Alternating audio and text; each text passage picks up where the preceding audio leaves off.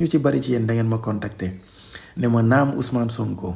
après la décision de justice du juge Sabassi Faye à Ziguinchor Ousmane Sonko amati na décision de justice à travers le tribunal hors classe de Dakar bu koy dugalaat ci course à la présidentielle bi waaye app bi dafa gàtt trop 26 décembre soriwul jot na presque ce qui fait que ne Ousmane Sonko du mën a bokk aux prochaines élections présidentielles même si article L47 bu code électoral dafa wax clairement ni décision de justice bu mel nii bu jibee dañ ko war a appliquer immédiatement waruñu xaar ay recours wala ñàkk recours maanaam am na recours wala amul recours article L47 bu code électoral dafa ni décision bi dañ ko war a appliquer immédiatement loolooy benn ñaar boo xoolee loi organique bu cour suprême dafa wax également ni clairement ne en la matière même bu dee am na recours le recours ne suspend pas la décision du tribunal hors classe de Dakar maanaam même bu dee waa nguur bi en réalité dañoo former un pourvoi auprès de la cour suprême pourvoi boobu xañul benn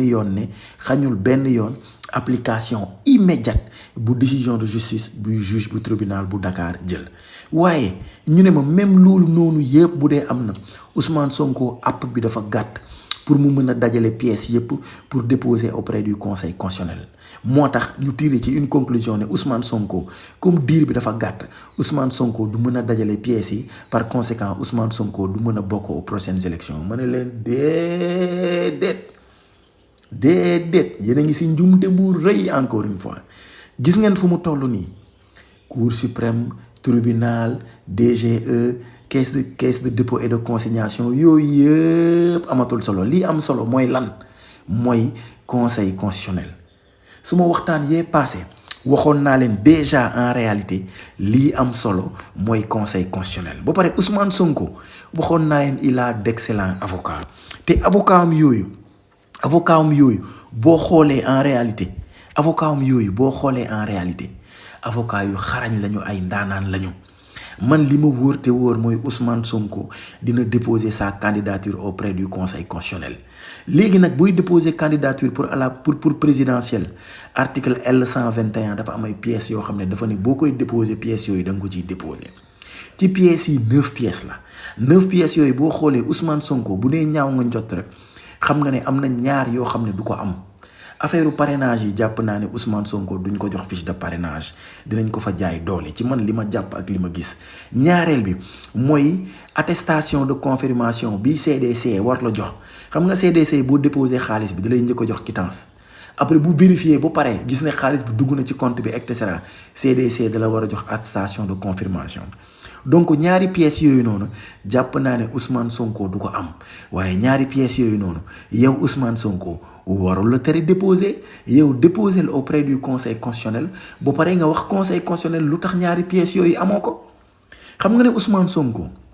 bu dee fiche de parrainage bu ko ñàkkee du ci coobeeram waaye DGE moo ko bañ a jox fiche de parrainage donc bu dee ci wàllum yoon DGE daf ko bañ a jox fiche de parrainage d'une manière inégale parce que DGE en réalité yoon daf ko ne yow joxeel fiche de parrainage du yow yaay xool ndax diw nekk na ci liste bi wala nekkul ci liste bi da nga koo war a jox fiche de parrainage loolooy benn ñaar DGE am na fi 2 fois ay décision de justice yoo xam ne da ko naan Ousmane Sonko dugal ko DGE bañ ko dugal su boobaa Ousmane Sonko moo fautif wala DGE moo fautif question boobu noonu la conseil constitutionnel di àtte loolu mooy premier point bu conseil constitutionnel war a àtte conseil constitutionnel su boobaa Ousmane Sonko bu déposé ne ko DGE ak CDC ñoo ma bañ a jox fiche de parrainage su boobaa conseil constitutionnel dina taxaw ci point boobu ne Ousmane Sonko bu dee amul fiche de parrainage est-ce que coobareem la wala du coobareem loolu conseil constitutionnel dana ko àtte te jàpp naa ne conseil constitutionnel bu ko àttee dina ne DGE yooyu yaa nekk si njuumte parce que décision de justice génn na la Ousmane Sonko dugal ko nga bañ ko dugal parce que yow DGE amoo droit di bañ a jox fiche de parrainage sa liggéey mooy joxe fiche de parrainage yem ci sa liggéey du xool kii bokk ak kii bokkul kuy bokk ak ku dul bokk man conseil constitutionnel man maa koy wax man maa koy càmbar par conséquent ci point boobu Ousmane Sonko moo am dëgg looloy benn. ñaar par rapport à la CDC mënul accepter xaalisu Ousmane Sonko ba pare te xaalis bi mi ngi ci comptom après mu bañ a jox attestation de confirmation parce que attestation de confirmation bi lu muy confirmer ne xaalis bi mi ngi ci compte bi loolu lay confirmer loolu lay benn ñaar CDC kenn wax ko mu xool ku nekk ci fiche bi ku nekkul ci fiche bi kuy bokk ak ku dul bokk loolu du rôlam loolu du sañ-sañam. par conséquent également CDC moom dafa nekk ci njuumte ci wàllum yoon CDC ba mu jotee xaalis bi dafa waroon après quelque temps après avoir donné la quittance à Ayib Daffé dafa waroon joxe attestation de confirmation bu yoon ne Ousmane Sonko déposé na xaalis bi donc ñaari service administratif yooyu noonu yépp muy DGE muy CDC dañoo nekk ci njuumte donc Ousmane Sonko avec ses avocats ils ont tous les arguments pour justifier en réalité que pièces yooyu bu manqué c'est pas de leur faute mais c'est de la faute de l'administration sénégalaise muy DGE muy CDC par conséquent Ousmane Sonko conseil constitutionnel bu ko nangulee loolu Ousmane Sonko day nekk candidat donc encore une fois waxoon naa leen ko bu yàgg ne leen affaire bi ca conseil constitutionnel te inch'Allah